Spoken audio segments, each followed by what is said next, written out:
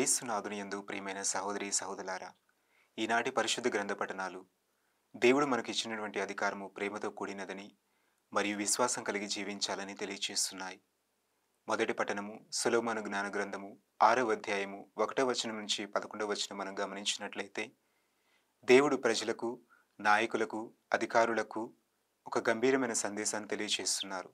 మీరు ప్రజల మీద పరిపాలించేవారైనా దేవుని చట్టమును అనుసరించాలని, దేవుని చట్టంతో నడవాలని. ప్రభు ప్రతి ఒక్కరిని న్యాయంతో పరిశీలించును.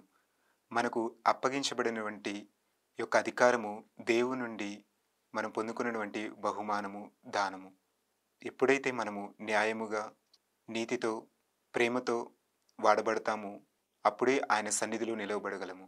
అదేవిధంగా సువిశేష పఠనము లూకా సువార్త 17వ అధ్యాయము 11వ వచనం నుంచి 19వ వచనములు గమనించినట్లయితే, యేసుప్రభు వారు 10 మంది కుష్ఠరోగులను స్వస్థపరచుట గమనించవచ్చు.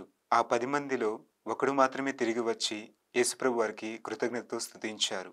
మిగిలిన 9 మంది ప్రభునకు కృతజ్ఞత తెలియచేయలేదు. ఆ ఒక్క వ్యక్తి సమరయుడు.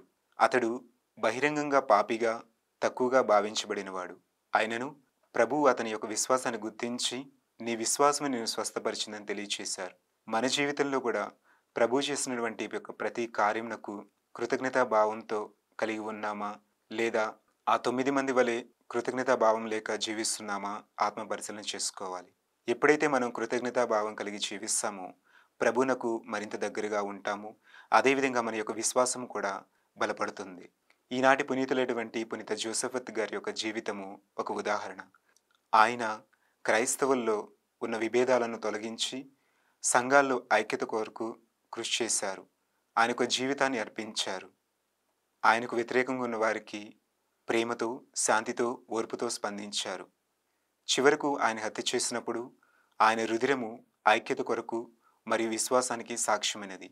కనుక ప్రియ సహోదరి సహోదరులారా, మన జీవితాల్లో కూడా విశ్వాసంలో స్థిరంగా ఉండి శాంతి కొరకు, ఐక్యత కొరకు కృషి చేద్దాం.